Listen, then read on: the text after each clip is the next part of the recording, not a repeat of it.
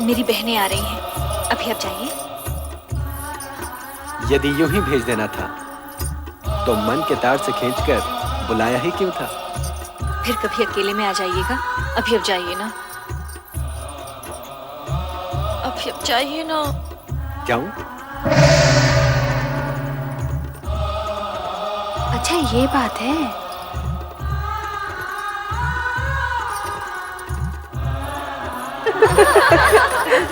किससे बातें कर रही थी रति? किसी से भी नहीं। यहाँ कोई आया ही नहीं था। ये अपने आप से ही बातें कर रही थी। लगता है इसका मन भरमा गया है। आंखें दुल्हन बनी है और पलकें घूंघट सजा रही हैं। अधरों पर नहीं नहीं और मन में हाँ हाँ। अपने प्रियतम को यहाँ बुलाकर उसे अपने मन का हाल सुनाकर कहती है यहाँ कोई आया ही नहीं। बताओ ना रति, कौन था वो जो तुम्हारे हृदय को शीतल पवन की तरह स्पर्श कर आनंदित कर गया? बोल ना रति, कौन था वो जिसके मिलन से तेरे मुख की लालिमा और भी चमक उठी? बोलो ना, कौन था वो जो तुम्हारी चंचल चितवन और मादक मुस्कान के आकर्षण में बंधा यहाँ तक चलाया था? वो कौन था, कहाँ से आया था, मैं कुछ भी नहीं जानती। ओहो, परंतु उसके आगमन से जो मुझे आनंद की अनुभूति हुई है तो मैं नहीं बताने वाली। अच्छा, तो फिर हमें ही पता लगाना होगा कि वो था कौन।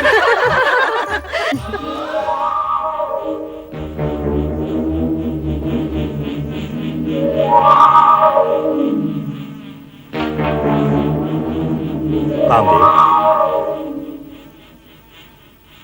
प्रिय पुत्र कामदेव। प्रणाम पिताश्री ब्रह्मदेव। आयुष्मान भव। किस ओर से आगमन हुआ और किस ओर प्रस्थान कर रहे हो? मैं तो ऐसे ही आकाश में भ्रमण कर रहा था परमपिता।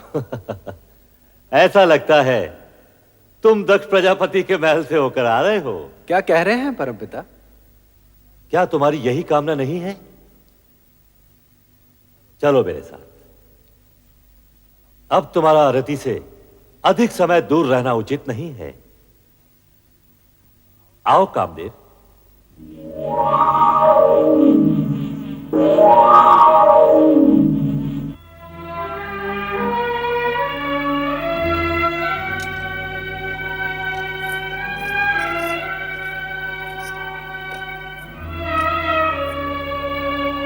क्या बात है महाराज, क्या सोच रहे हैं आप?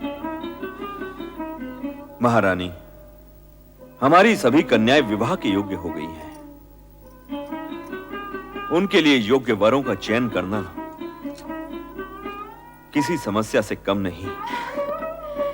विधाता हर कन्या का भाग पहले से ही निश्चित कर देता है, और जिन कन्याओं ने दक्ष प्रजापति की पुत्रियों के रूप में जन्म लिया है वे साधारण नहीं हो सकती। आप उनकी चिंता छोड़िए। पुत्र दक्ष। पिताश्री, प्रणाम। प्रणाम पिताश्री। परमपिता। आयुष्मान भव। इन्हें पहचाना? ये पुष्पधनवा कामदेव हैं। इन्हें भला कौन नहीं जानता। संभवतः तुम ये नहीं जानते कि हम तुम्हारी चिंता दूर करने आए हैं। हमारी चिंता? चिंता कैसी पिताश्री? तुम्हारी पुत्री रति के लिए कामदेव ही सर्वश्रेष्ठ वर हैं। हमारी इच्छा है कि तुम इन दोनों का विवाह शीघ्र ही संपन्न कर दो। रति और कामदेव पति पत्नी के रूप में एक दूसरे के पूरक बनेंगे। अब सोचने का समय नहीं है दक्ष। हम जानते हैं रति का जन्म कामदेव के लिए ही हुआ है और इन दोनों की आकर्षण शक्ति एक दूसरे को निकट भी ला चुकी। यदि ऐसा है तो आपकी आज्ञा हमें शिरोधार्य है परमपिता। हम आपकी आज्ञा का पालन शीघ्र ही करेंगे पिताश्री।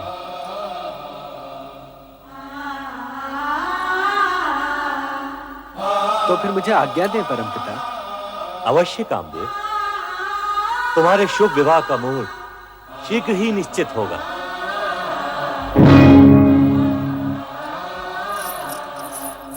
अकस्मात आपके दर्शन पाकर हमें अपार हर्ष हुआ है परमपिता। वीरणी, दक्ष, हमारे आगमन का उद्देश्य रति कामदेव विवाह प्रस्ताव से कहीं अधिक महत्वपूर्ण है। हम तुमसे एक विशेष अनुरोध करने आए हैं। अनुरोध क्यों पिताश्री? आप आज्ञा दीजिए।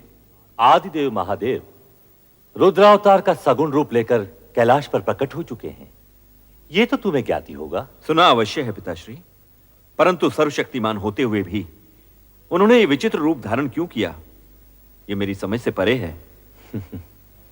शिव का ये रूप वैराग्य, योग व भक्ति एवं श्रद्धा का मूर्तिमान स्वरूप है। इसे समझना बड़े बड़े ज्ञानियों के लिए भी कठिन है। समय आने पर तुम्हें उनकी महानता का परिचय होगा। आप सत्य कह रहे हैं परमपिता। आपसे अधिक भोलेनाथ के विषय में भला और कौन जान सकता है? परमपिता, पहले ये बताइए कि आप जिस अनुरोध की बात कर रहे थे वो क्या है? मैं शिवाज्ञा से तुम्हारे पास एक संदेश लेकर उपस्थित हुआ हूं। क्या है वो संदेश? तुम दोनों को आद्य शक्ति मां जगदम्बे को पुत्री रूप में पाने के लिए तपस्या करनी होगी। तपस्या? तपस्या क्यों पिताश्री? यदि शक्ति माता को हमारे यहां पुत्री रूप में जन्म लेने की इच्छा है तो वे उसी रूप में प्रकट होंगी। उसके लिए तपस्या की क्या आवश्यकता है? मैं भी यही सोच रही हूं। हमारी इतनी कन्याओं की तरह वो भी जन्म ले लेंगी। वे अन्य कन्याओं की तरह सामान्य कन्या नहीं होंगी। तपस्या करके उन्हें प्रसन्न किए बिना उनकी प्राप्ति असंभव है। यह न भूलो कि शक्ति के सगुण अवतार के माता पिता बनने का श्रेय और गौरव तुम दोनों को ही प्राप्त होगा। यह निश्चित है। इसलिए इस शिवाज्ञा को शीघ्र स्वीकार करके शक्ति आराधना प्रारंभ करो। जैसी आपकी आज्ञा। रति कामदेव के विवाह के पश्चात सर्वप्रथम हम आप ही की आज्ञा का पालन करेंगे पिताश्री। तुम्हारा कल्याण हो वत्स दक्ष और वधुवीरनी। महारानी, पिताश्री की इच्छा अनुसार हमें शीघ्र ही रति कामदेव का विवाह संपन्न कर देना चाहिए। करचरण कृतं वा कायजं कर्मजं वा श्रवणनयनजं वा मानसं वा पराधं विहितम्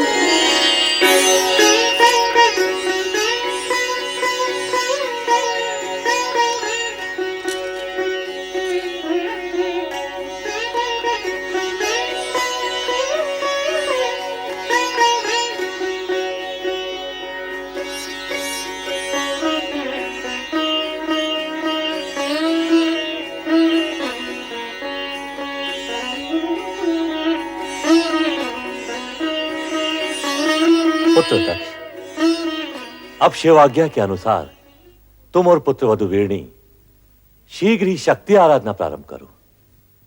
जो आज्ञा।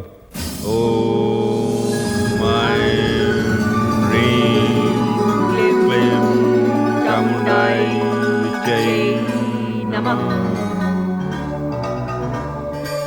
ओम ह्रीं क्लीं चामुंडाय विद्महे नमः। ओम ह्रीं क्लीं चामुंडाय विद्महे नमः। ओम ह्रीं क्लीं चामुंडाय विद्महे नमः। ओम ह्रीं क्लीं चामुंडाय विद्महे नमः। ओम ह्रीं क्लीं चामुंडाय विद्महे नमः। ओम ह्रीं क्लीं चामुंडाय विद्महे नमः। ओम ह्रीं क्लीं चामुंडाय विद्महे नमः।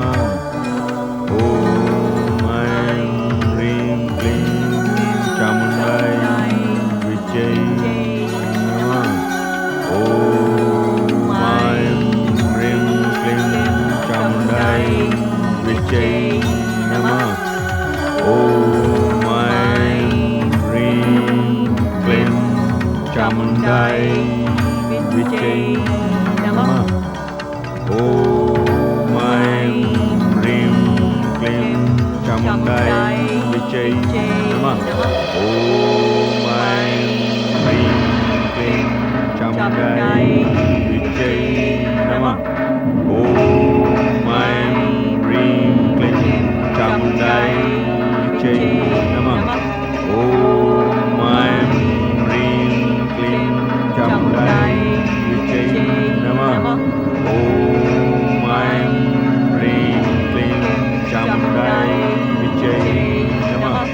ओम ऐं ह्रीं क्लीं चामुंडाय विच्चे नमः। ओम ऐं ह्रीं क्लीं चामुंडाय विच्चे नमः। ओम ऐं ह्रीं क्लीं चामुंडाय विच्चे नमः। ओम ऐं ह्रीं क्लीं चामुंडाय विच्चे नमः। ओम ऐं ह्रीं क्लीं चामुंडाय विच्चे नमः। ओम ऐं ह्रीं क्लीं चामुंडाय विच्चे नमः। ओम ऐं ह्रीं क्लीं चामुंडाय विच्चे नमः। ओम ऐं ह्रीं क्लीं चामुंडाय विच्चे नमः। ओम ऐं ह्रीं क्लीं चामुंडाय विच्चे नमः। ओम ऐं ह्रीं क्लीं चामुंडाय विच्चे नमः। ओम ऐं ह्रीं क्लीं चामुंडाय विच्चे नमः। ओम ऐं ह्रीं क्लीं चामुंडाय विच्चे नमः। ओम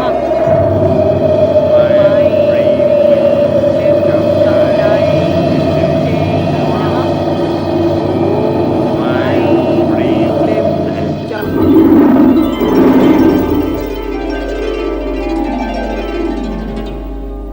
दक्ष प्रजापति, महारानी वीरनी,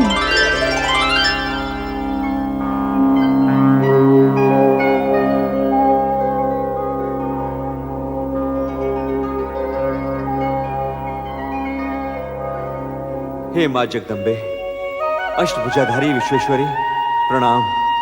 देवी शक्ति, आपके दर्शन पाकर हम धन्य हो गए।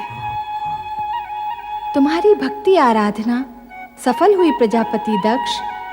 महारानी वीरनी, मैं तुमसे प्रसन्न हूँ, वर मांगो। मां, अब तो साक्षात शक्ति है मां जगदम्बे। परमपिता ब्रह्मा जी की प्रेरणा से आपको पुत्री रूप में पाने की कामना से ही हमने ये तपस्या की है मां। हमारी ये कामना पूर्ण करें मां, हमारी ये कामना पूर्ण करें। मेरी कोख से जन्म लेकर हमें माता पिता होने का गौरव प्रदान करें, हमारी इच्छा पूर्ण करें। आदि शक्ति विश्वेश्वरी। तथास्तु। परंतु मेरा इस प्रकार शक्ति रूप में प्रकट होना शीघ्र ही आपकी स्मृति से ओझल हो जाएगा। ये किस लिए माँ? आप दोनों को ये स्मृति नहीं रहेगी कि मैंने आपकी पुत्री के रूप में जन्म लेने का वरदान दिया है। ऐसा क्यों मां सर्वेश्वरी? इस कारण कि मेरे जन्म के पश्चात आप मुझे साधारण कन्या समझकर उसी प्रकार स्वाभाविक व्यवहार करें जिस प्रकार सामान्य माता पिता अपनी पुत्री से करते हैं। ये किस लिए माँ?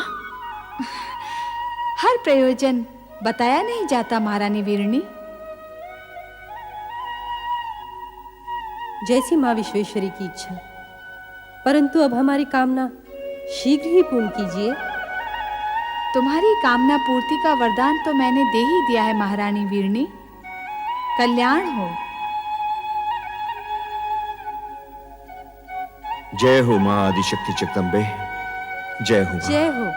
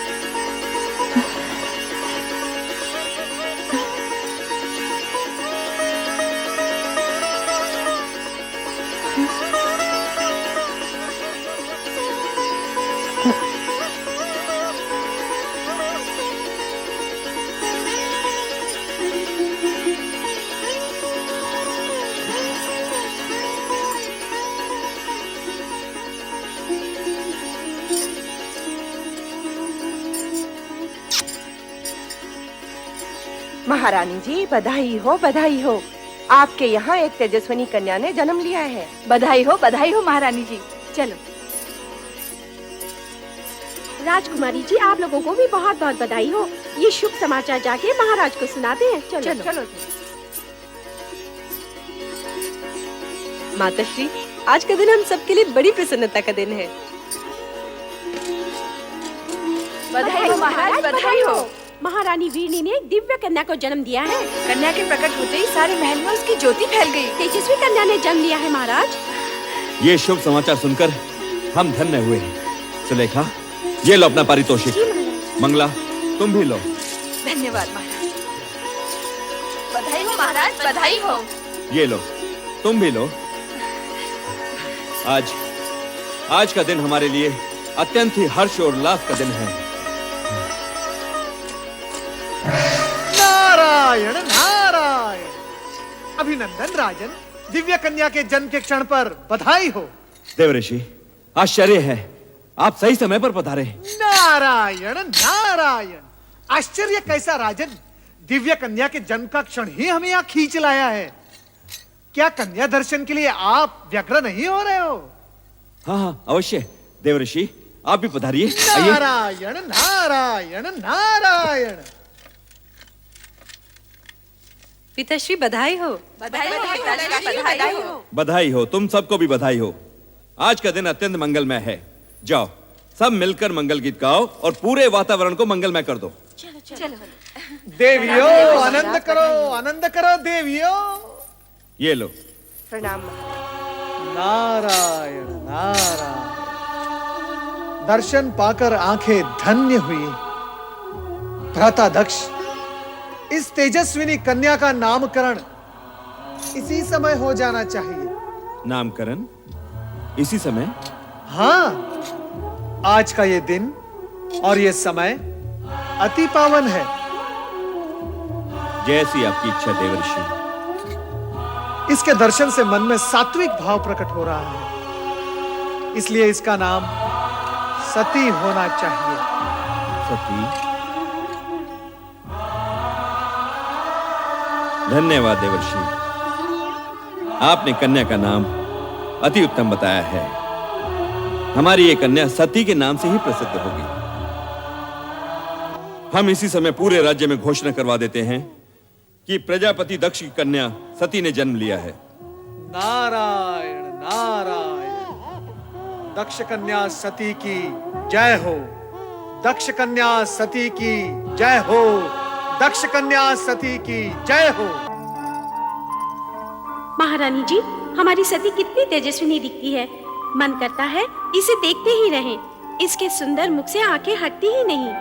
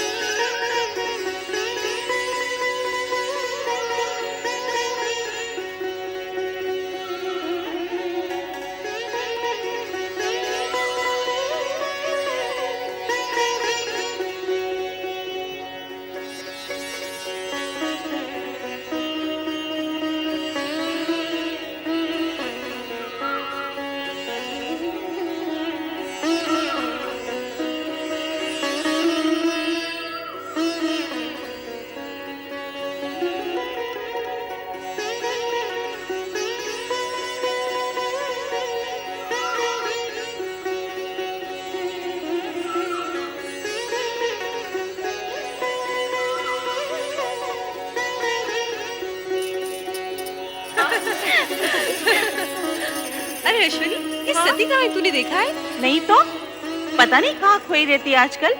आओ देखिए कहाँ है। चलो चलो चलो।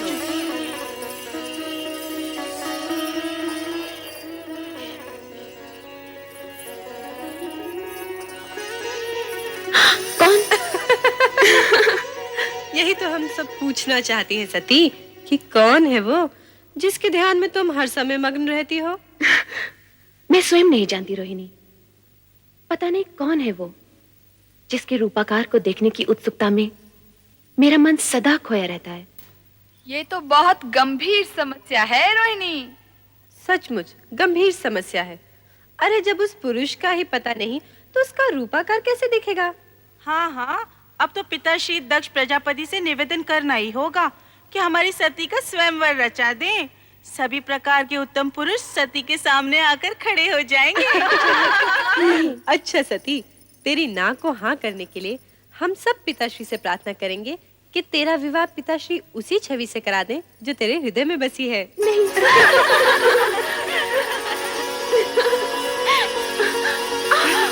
अरे सती, क्या हुआ? कहाँ भागे जा रही है? कहीं नहीं माते। अरे कहीं नहीं। सती इतनी बड़ी हो गई फिर भी बचपना नहीं गया।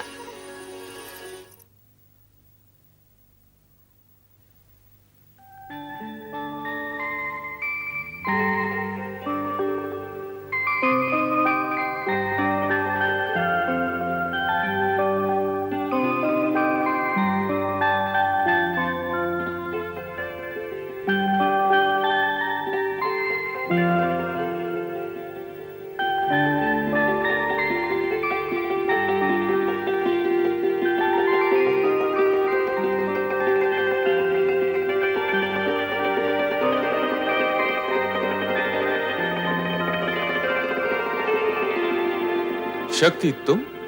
शक्ति नहीं, मैं सती हूँ प्रभु। तुम तो अपने लौकिक नाम रूप की चर्चा करने लगी। सत्य तो यह है कि तुम ही शक्ति हो, अलौकिक शक्ति, शिव शक्ति। आपकी शक्ति आपसे विलग कैसे प्रभु? शक्ति का शिव से विलग होना संभव ही नहीं। जिसे तुम विलग समझ रही हो वो हमारी व्यापकता है, सर्वव्यापकता।